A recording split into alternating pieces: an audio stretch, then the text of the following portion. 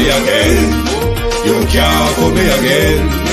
You hold me down for a very long time. Can't buy sugar, we can't buy lime. Can't buy scandal, we can't buy time. You can't fool me again. Can't fool me again. You can't fool me again. Hold me down for a very long time. Can't buy sugar, we can't buy lime. You touch up line and I resort to crime. You can't fool me again. What we go to eat no money, what we at you, eat no at you. Covid money, miss away in the yellow correct you. Use the youth, the money, waste for most of man to statue. Say me like a catch you, but they got enough, they got you. Take this skin from money, God and say that it's not you. One day the man above end up in my gut up. Too much eating at the kitchen, some fly by like a patu. My singers and DJs and social media's coming at you. It burn me. 300% raise. It burn me. Garbage pile up the day. It burn me. Give the teacher them raise. It burn me. I see corruption face. It burn me. Mash down the people them house. It burn me. Every day appear arms out. It burn me. Appear money them a thief. It burn me. And them a sell out the beach. Can't fool me again. You can't fool me again. You hold me down for a very long time. Can't buy sugar, we can't buy lime. Can't buy scandal, we can't buy time. You can't fool me again. Can't fool me again. You can't fool me again. You hold me down for a very long time. Can't buy sugar, we can't buy lime. You touch up line and I resort to crime. You can't fool me again. For me say big up all the charities and all of the givers. Some a go like say them powerful, me know me got bigger. The already promises none of them not deliver. Cut up the youth, the rapper, they down in our fever. Member bowl only and they lie them tell. Corruption smell and they pocket them swell. When police don't a market like Satan out of hell, go mash up people start like thief when them sell. It burn me. Or they treat the market man. It burn me. Or them a treat the cat man. It burn me. Or they treat the peanut man. It burn me. Or them a treat the dirt man. It burn me. Or them a treat the son man. It burn me. Or them a treat policeman. It burn me. How them a treat soldier man. It burn me. How them a treat everyone. Can't fool me again. You can't fool me again. You hold me down for a very long time. Can't buy sugar, we can't buy lime. Can't buy scandal, we can't buy time. You can't fool me again. Can't fool me again. You can't.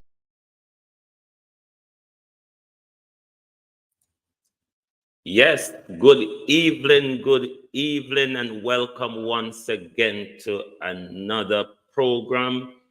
This is Global TV, and it is the people's point of view. And we are coming from a country that gave democracy to the world, rule of law, parliament, some of the best university, exploitation of racism, and you name all of what Britain could invent and export. But we're just catching up with common sense. We will get more into that later, but we're going to discuss a few things this evening. We're going to look at the Noel Maitland case. We're also going to ask Nigel boy a few questions, Dr. Clarke, a few questions about something I saw him put on social media a few days ago. But the Tory politics in this country keeps whining and ticking over, and I'm confused as to where it's going, but we just have to watch and see how it pans out. But after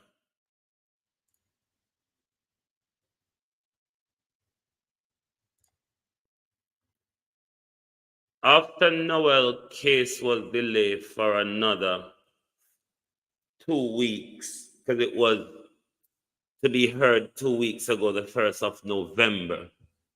And then it was delayed for another 2 weeks. When hearing today, I was on Ms Sophia's live cut, but I catch up with what came in the paper afterwards. The defense attorney about application for Noel's bail. Now, all this is becoming tiring, waste of time, and torturing for Ms. Sophia and her family. Some of the things that I see coming out in the papers where the prosecutor is saying a lot of things that the prosecutor are putting out in public, it begs to believe why the delay continues. I'm going to just read some bits that I've picked out, but in the description link, all the articles, the newspaper articles are there, which you can go and read for yourself. But according to an attendant who assisted Maitland, the coach had alarming values of blood. A whole heap of blood coming out the right side. Jesus, this man must dead. Him bleed out, or this coming like them kill somebody in a this. That would be coming from witness statement. The prosecutor further revealed that cell site analysis shows that Donald's mobile phone was located on the network on the 12th of July in the vicinity of Maitland's apartment, and that the defendant's cell phone was in the same location at the time. This is from cell site analysis. This is crucial evidence which is used in a lot of cases these days, because what the cell site does, and this doesn't apply to these smartphones, this applies to any mobile phone, no matter what bank is it, because for you to get communication, if you try to make a call, the call have to go to the cell site and then to the destination you're trying to get to.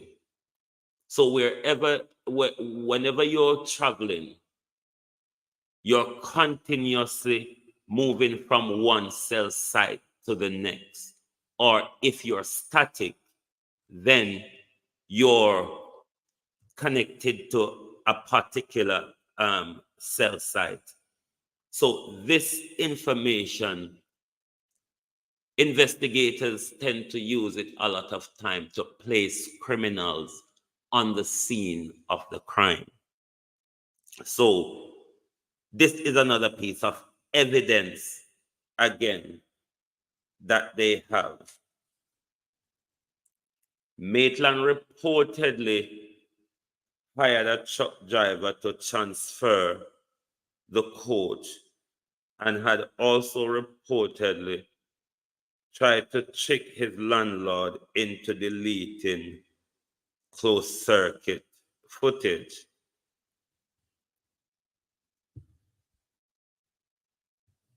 Continue on. Prosecutors in the matter has disclosed that forensic analysis has established that blood stains that were reportedly found on the curtain and on a pair of sneakers inside Maitland Chelsea's Manor, St. Andrew's apartment were from the missing woman. This is forensic evidence. The court also heard on the 13th of July that Constable took a sofa to a car wash to be cleaned, claiming his cousin had injured himself and had messed up the furniture. The problem I have with all of this information, because I think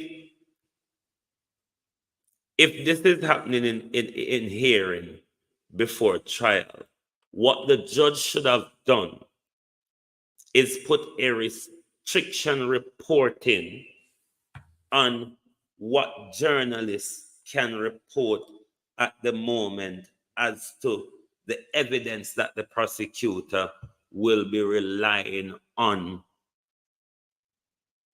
at trial. Because for me, there is too much detail out in public. There is too much detail out in public, and we're not at trial yet. Juries are privy to, potential juries are privy to what they will be hearing at trial. From my understanding, this is not how this thing works. If in these pre-trial hearings, you have to argue all these evidence that you're relying on at trial, then there is a reporting restriction. There is a reporting restriction because you're going to pull jury from the public. So there is a reporting restriction on the evidence before the jury hears it.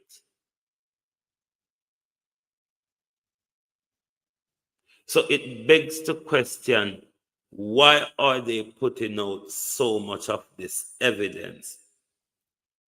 And if you have all these evidence, eyewitness evidence, forensic evidence, cell site evidence from mobile phone,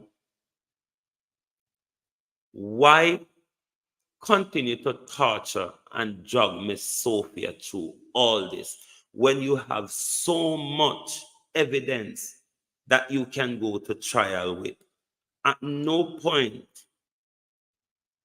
the court or the prosecutor have said to the public that there are to Ms. Sophia that they're waiting for a particular piece of evidence. That's why that is what they're waiting on to proceed. All this evidence that they're putting out in public, it's enough to go to trial. And another zigzag that the court, again,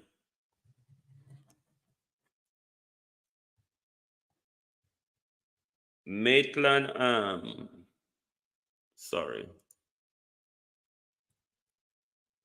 Maitland is further remanded until the 17th of January 2024 for a plea and case management hearing.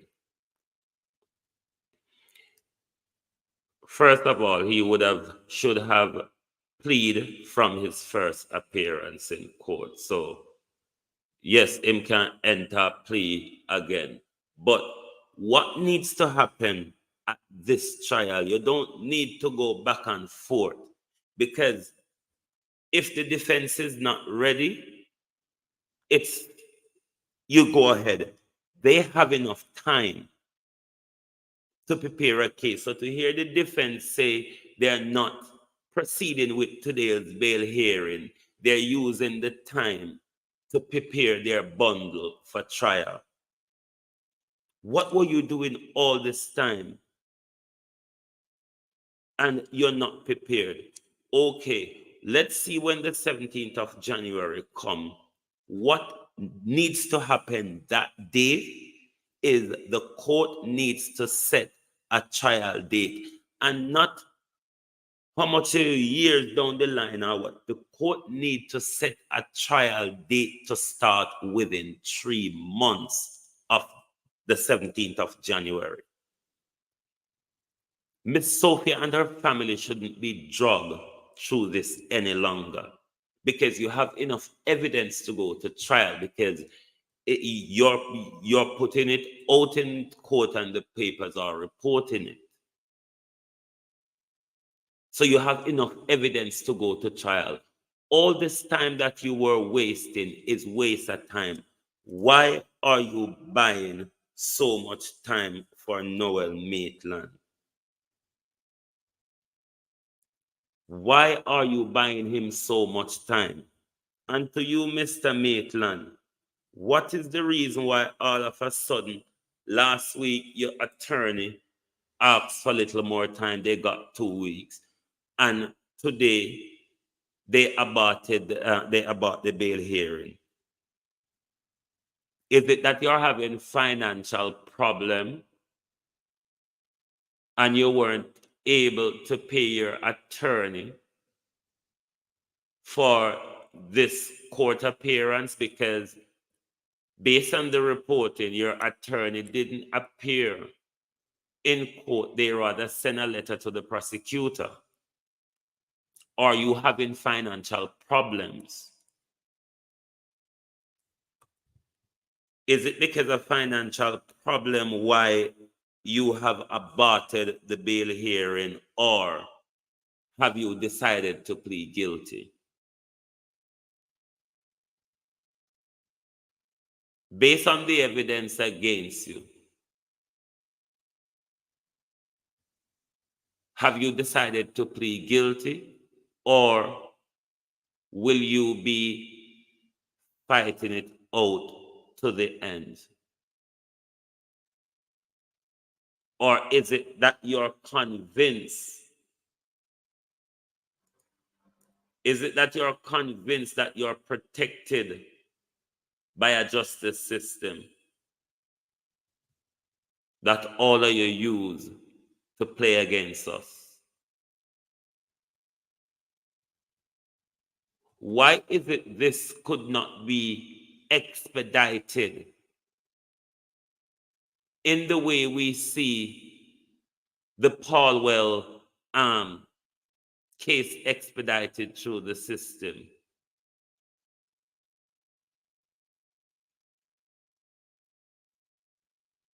Why couldn't there be an expeditious move on this when you have so much evidence, because you're putting it out in public? But still you keep kicking the can down the road. When January comes and the judiciary is becoming a disgrace on this, because the judiciary should not be drawing this all the way along with so much evidence, and the defense cannot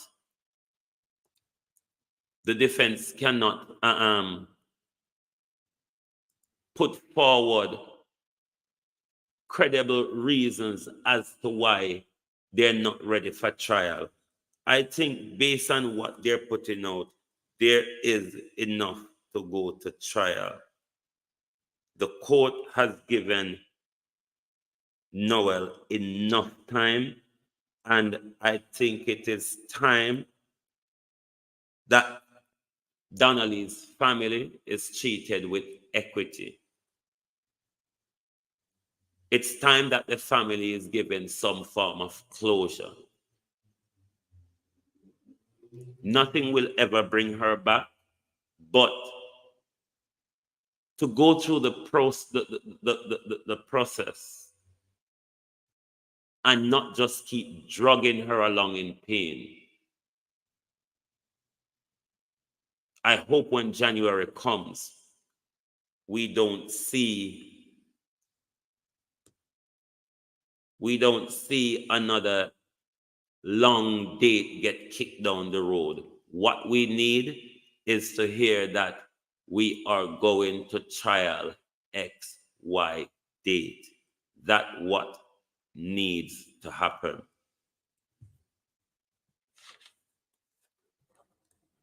But continuing on with Ms. Sophia, we see where Ms. Sophia's car was involved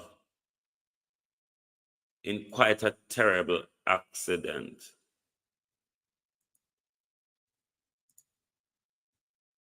It was Ms Sophia's brother, Uncle Neil, that was driving the car at the time along with two of his friends. Sadly, one of the Uncle Neil friend has passed, and we'd like to say condolences to the family. Uncle Neil and another of his friend is in hospital. The friend, as I understand, is in a more critical situation than Uncle Neil is. So continue to pray for Miss Sophia and her family, that no matter what they're going through, they will have strength to overcome all these pain and all this struggle. But it begs to ask some question. Miss Sophia and Uncle Neil, from day one, has been putting pressure on the system to get justice for Donnelly.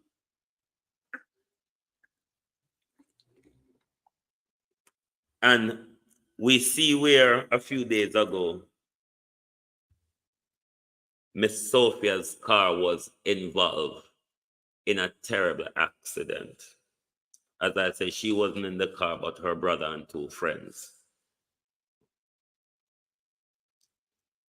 The driver of the BMW, which is the black or dark blue car on the right, fled the scene of the accident. It makes you wonder, if this car is registered to someone, if this is not a stolen car, why would the legitimate owner of a car fled the scene of an accident? That is really raising some alarm bells.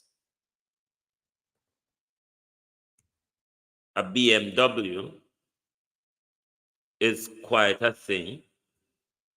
And if you own a BMW and you had an accident, if it is yours and it is registered to you and it is and you're licensed and it is insured, why fled the scene of an accident? Could this be a deliberate act? Could this be a planned hit and run that never went exactly as they planned? Who could be behind this? Because this doesn't look like, or the person involved in the accident, the BMW driver, doesn't seem as somebody who it's a genuine accident. Why fled the scene of an accident? And to the JCF, Fitzbailey, and all of you, why are you all not giving Miss Sophia any information in relation to this accident? Have you checked with the motor vehicle license authorities to see if this car is registered? Who is it registered to? Who owned it? Is it a fake license plate? I think enough days has gone past now for you to say something to the family from your investigation. Because this was a fatal accident. the driver of the BMW fled the scene.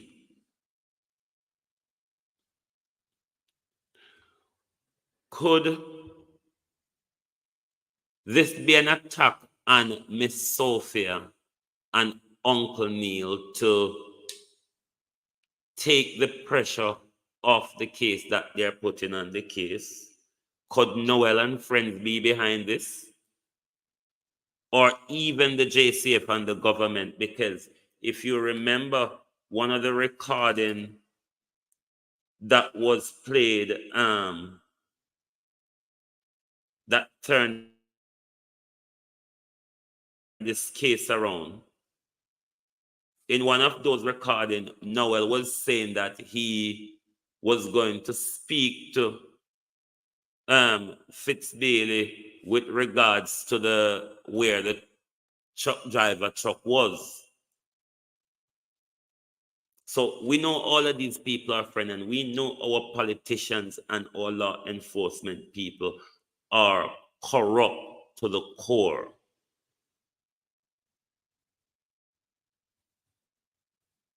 Why is it that you all are not giving Ms. Sophia or the family any information from your investigation to do with this dubious accident?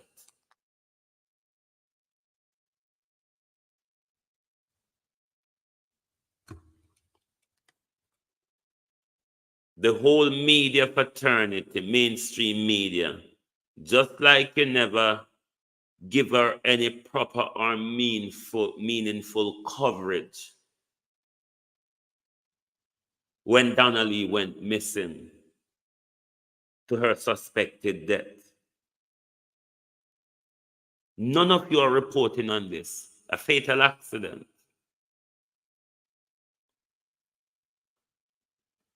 And none of you are reporting on this. It's like it's a total blackout when it comes to that family.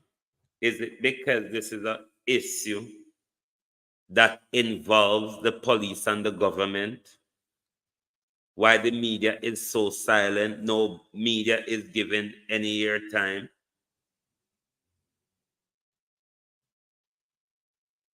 Days have gone past now. It shouldn't take the police so long to check out who the car belonged to.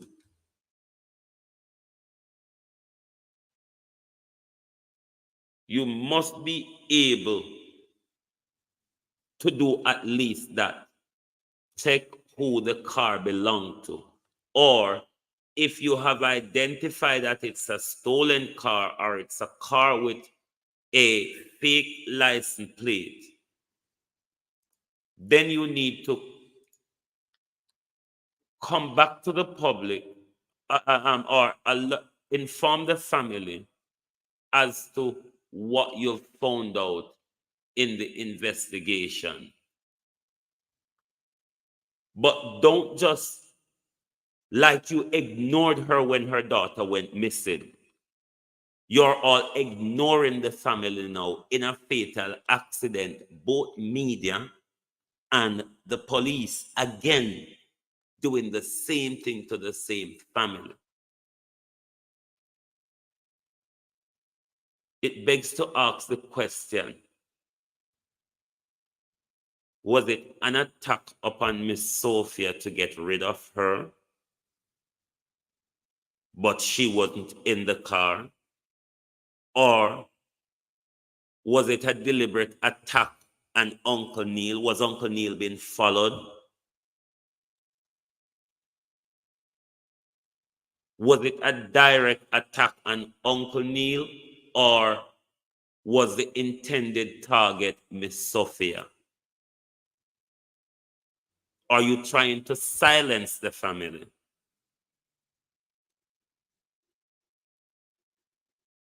Because this all coincide with beg little more time, get 2 weeks, and just days before going to court, a fatal, dubious accident. because the driver fled the scene. But there's a lot of evidence left behind. A car is left behind. The driver never drive away. The driver came out of the car and fled the scene. Now, it kind of raises all sorts of questions. Was that driver injured? Or if that driver isn't injured, if the driver is injured, could it be that there was another car that took that person from the scene? Was there any eyewitness who saw the driver escaping the scene? The police need to come out and update the family, if not update the public. This is a fatal accident surrounding a family who is in a high-profile murder case with the government.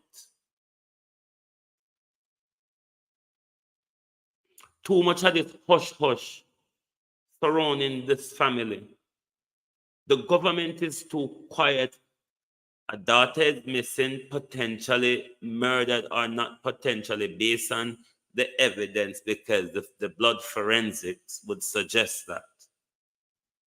And her missing without a trace would also suggest that. And you're just kicking the can down the road, drawing it out, without giving her any justice, without even acknowledging her pain.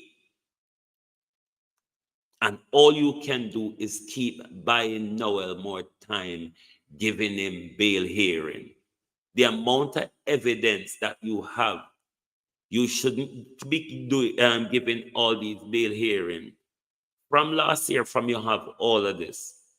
The court should have given a deadline to both prosecutor and defense to say, both of you, be ready for trial for this date, because at our next hearing, we will be setting a date for trial.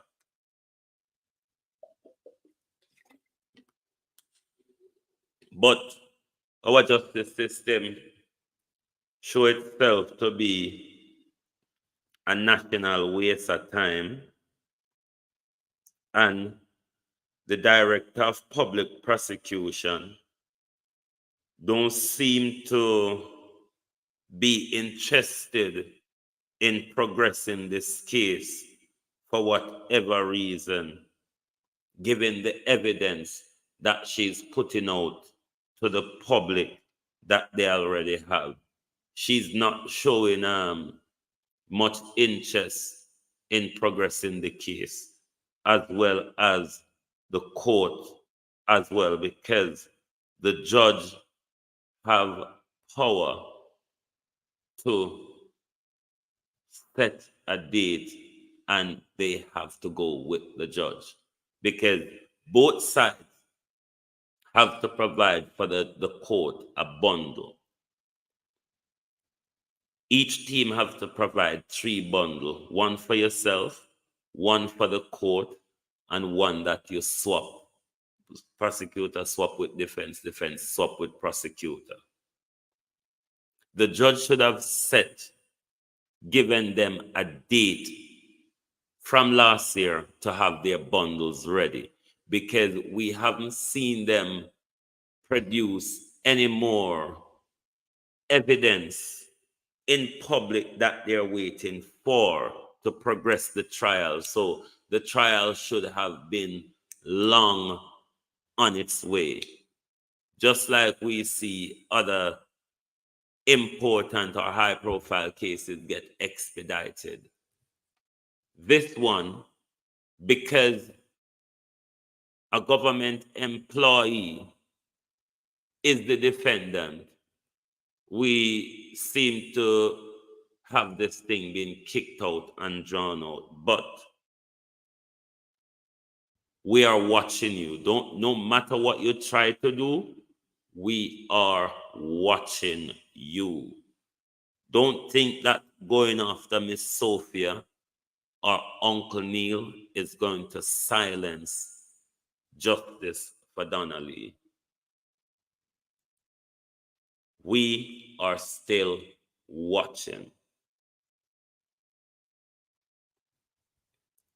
That's what I want to cover on this story, and I want to say to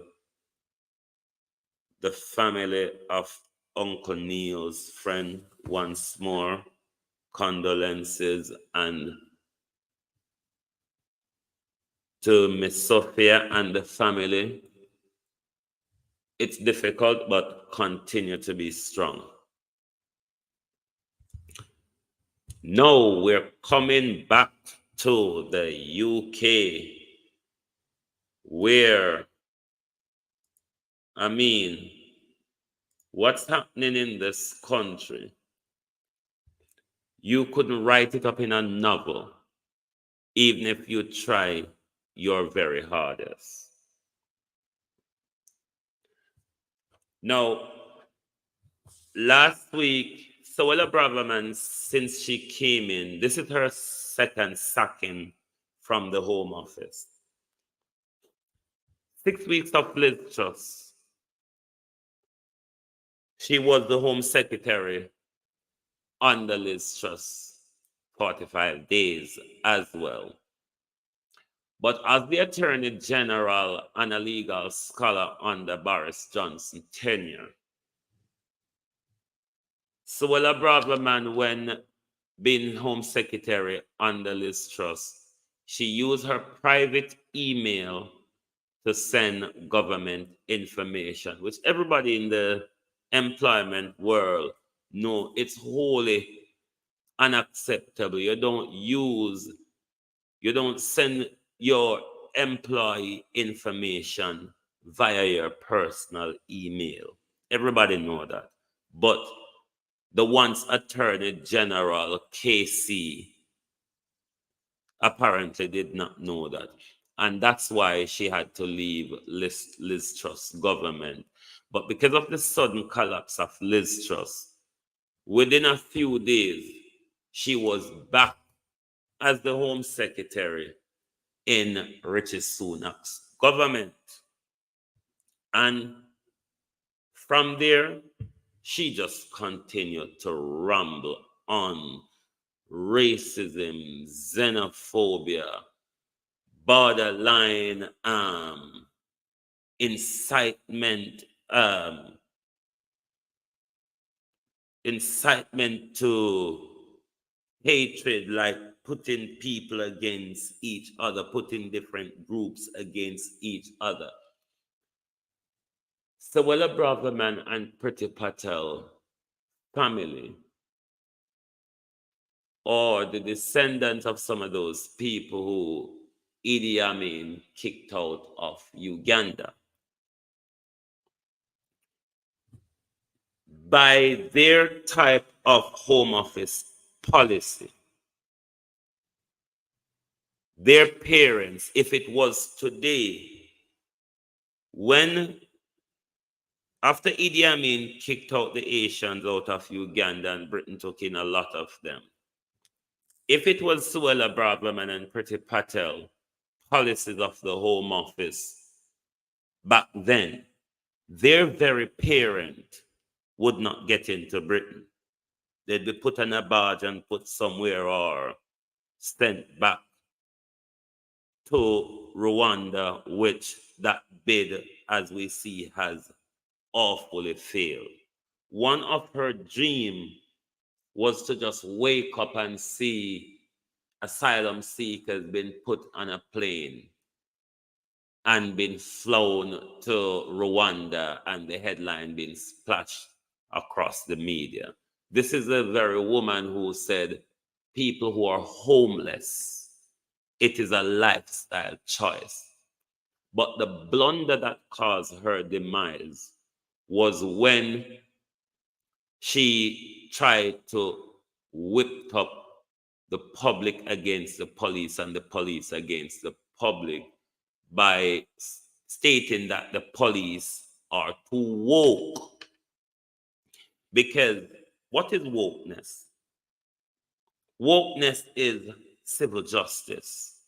Wokeness is human rights advocacy. Wokeness is Pan-Africanism. Wokeness is refusing to drink that tainted Kool-Aid. Wokeness is being aware. Wokeness is de-brainwashing. Government and their friends have a problem with it because we must all be dumb and daft and just continue to sleepwalk in whatever they want to take us into. As a consequences of that, when the demonstration happened on the weekend gone, the far-right group who racist Suella Braverman boots up came and had a confrontation with the police, and it caused a lot of stir between the government and the police and the inner circle of the conservative, the public at large. So we see Richie Sunak had to sack her, but she's not going quietly because she is still out on the rampage. And if she continue like this, Richie Sunak doesn't have long left, because once she starts on the attack, his credibility will continue to dive. The more his credibility dives, is the more the inner circle of conservative will turn against him, because in the very first place, Sunak didn't have popularity to get to where he is. He only got there because Liz just failed horribly.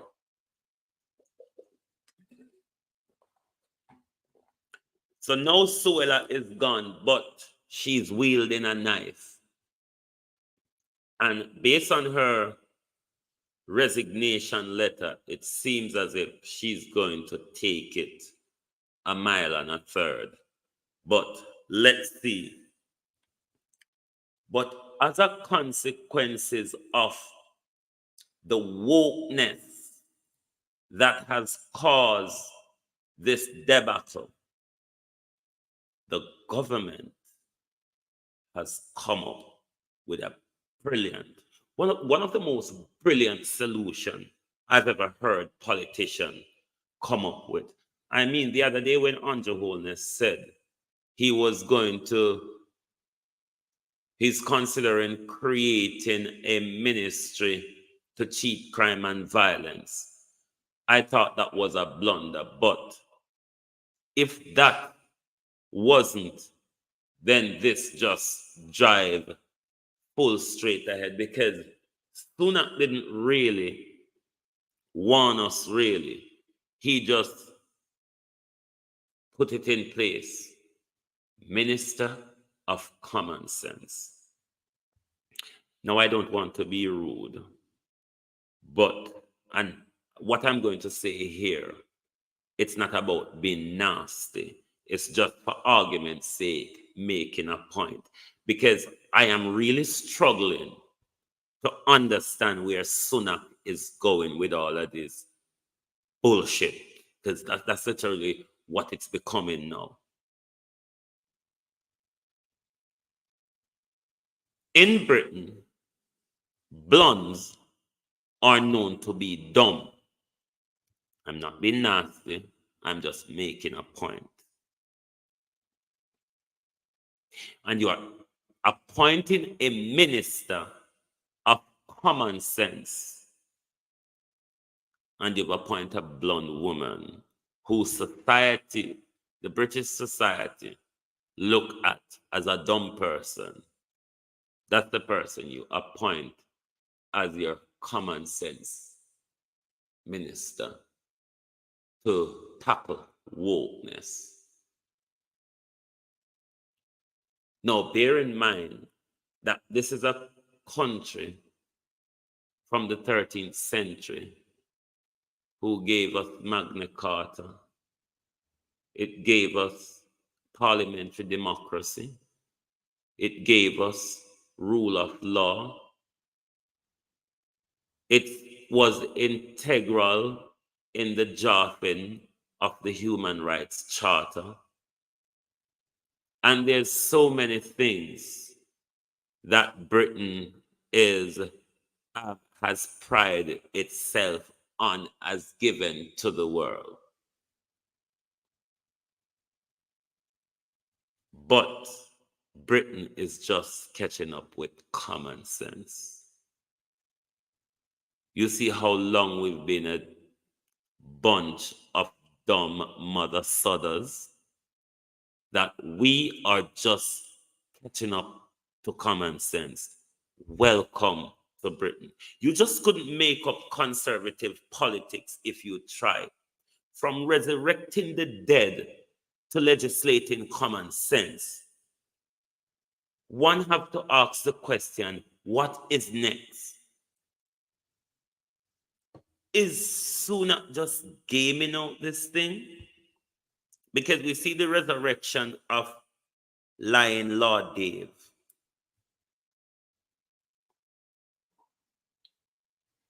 This intention to legislate common sense, was it one of Boris Johnson's agenda? Because really, if it wasn't one of Boris Johnson's agenda, you can't enforce a new office upon us. And a no nonsense, rather be you want to put it in legislature, and I'm waiting to see how this thing is going to be. But all this common sense ministry is going to do is to try to clamp down on our free speech, as well as putting out their false fake news media narrative out there. I mean, how can you legislate common sense? Is it not something where you're born and grow up with? I mean, the babies of today have common sense, but Britain is just catching up with common sense. Welcome to the first world. Welcome to the global north.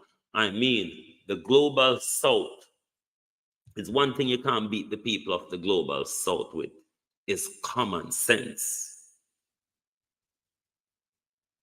And for those who don't understand the concept of global south and global north, it's not a geographical construct. It's the socio-political ideology.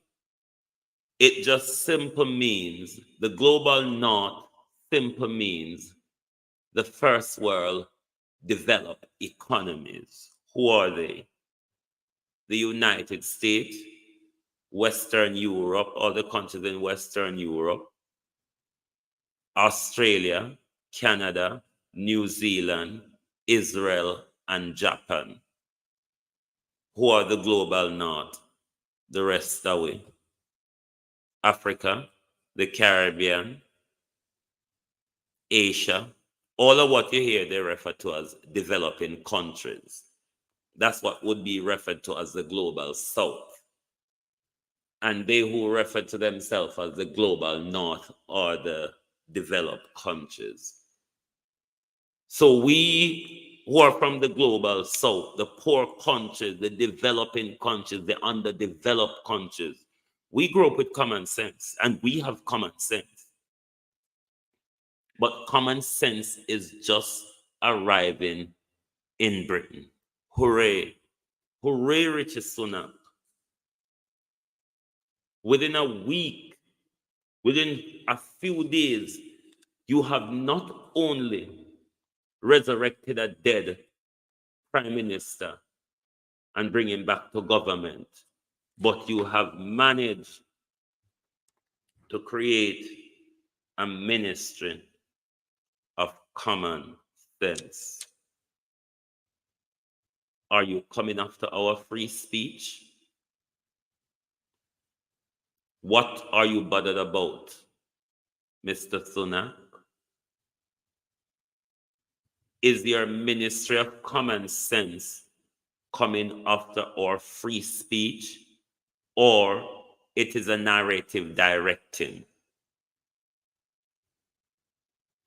Explain these messy blunders to us, man. Because the more politicians become docile, is the more they think we are docile. The game is up, guys.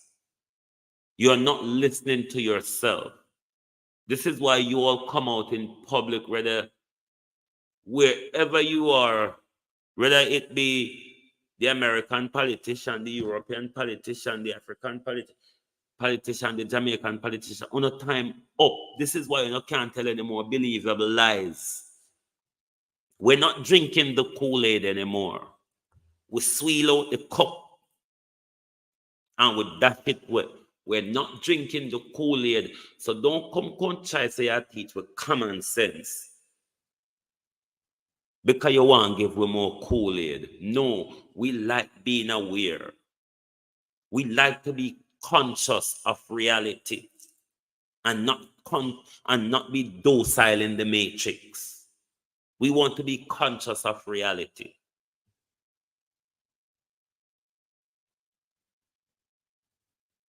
But conservatism in Britain has become an awful mess.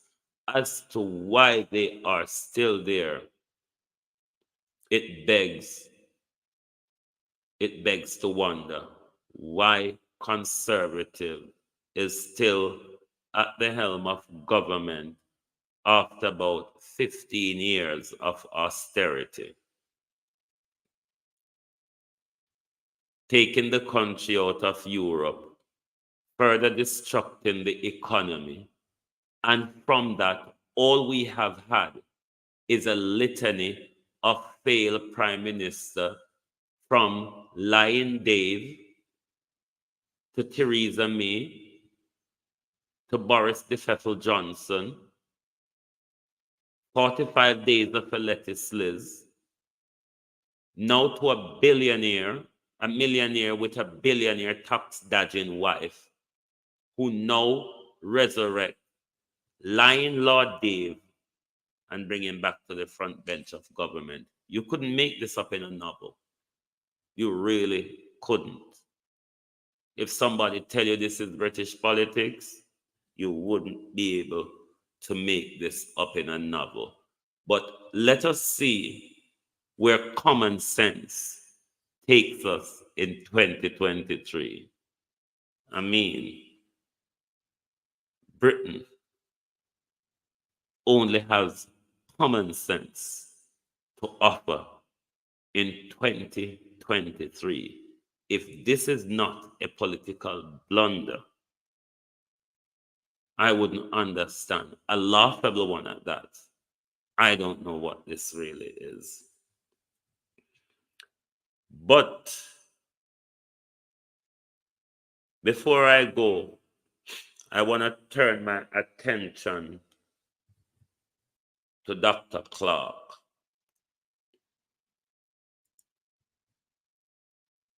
I see Dr. Clarke is saying that Dr. Clarke met with the junior minister in the Ministry of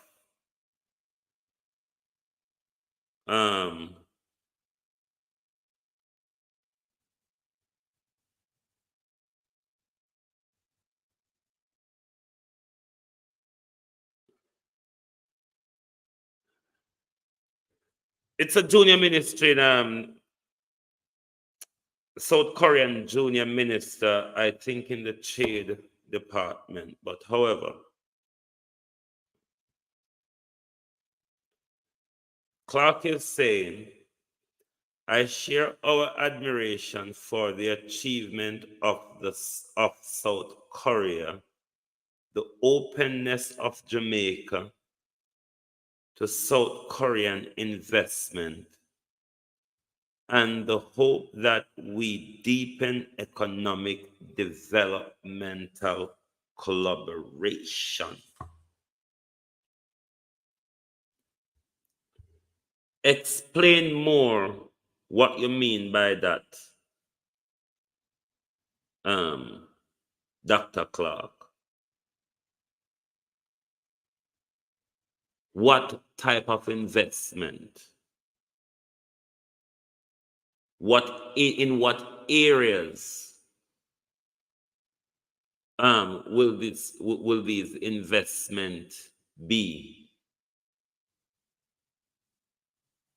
Is this something that will put us in further debt, tying us to another country?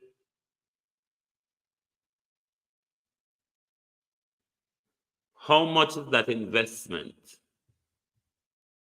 Give us a figure. How much million or billion the investment is?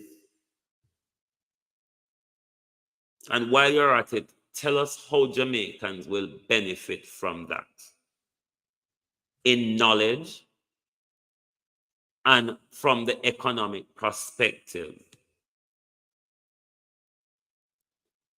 Will this bring employment for Jamaicans? Will this allow Jamaicans to go to South Korea to study some areas that we would need in the science and technology? Tell us, how will this benefit the ordinary Jamaican? Because you can't just come and tell us sound bites. Give us a breakdown of what this whole investment is about and the deepening ties where I talk about. We need more information from that. But rather more interested, Dr. Clarke, what I want to ask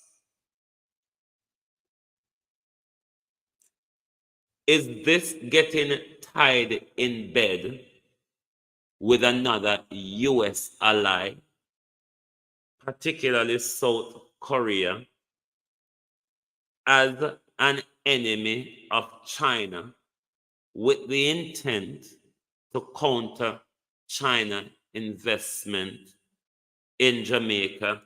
As we know, the US is having quite some problem with China ever-growing presence in the Caribbean, but more so in Jamaica, which is just slam dunk in their backyard. Is this a counter-investment strategy to counter the Chinese investment? If that is so, Dr. Clarke, would this not be putting Jamaica in more geopolitical brouhaha, as we're already tied into geopolitical struggles with the Chinese, the Russians, and now you're bringing in another of America's ally, while we see one of America's ally have you all silent, and go pray at the holy wall, on a mouth shut, zip tight. Found go at the holy wall, go pray. If Israel, one of America's great ally, have on a silence, we're gonna get deep in a bed with South Korea, another one of America's ally, which America always use as proxy against China. Are you drawing the country into more problem, or are you drawing the country into more debt, or both? But Dr. Clarke, explain to us more what this investment and deepening ties with South Korea involves, and whether it's a counter investment. It's an investment to counter Chinese investment in Jamaica. We would like to know, because if our country is getting locked into geopolitical warfare by the way of our trade alliance, we need to know. So please do come and give us some more information. Thank you all for being here with me tonight. Let me do some little shout, go in the comment and do some shout out, because you all must be aware that when I'm talking, I don't look in the comment. Sunshine, good night. Good night, Auntie Mern, my very cousin Myrna Bryan, good night. Miss White, good night. Opal, Miss Powell, Angela, good night to you all. And for those of you who are here, thank you very much for being with me. Thank you all for the support. And I will not go without saying, do everything you can to support the cause of the Palestinian people, whether it be by speaking out,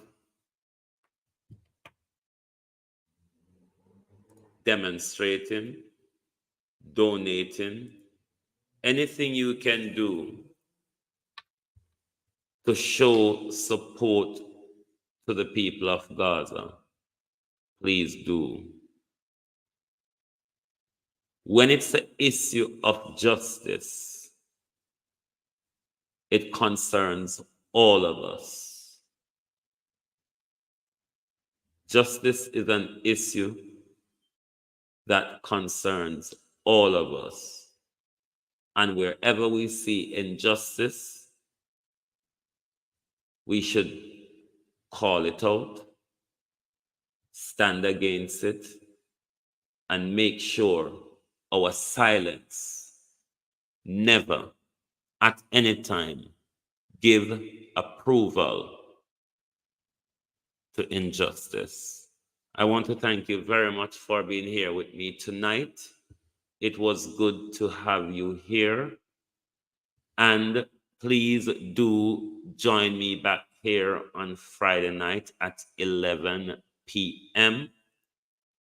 If you have not done so yet, please do subscribe to the channel, like and share, and tell your friends and your family that Global TV is here, and this is where social justice is.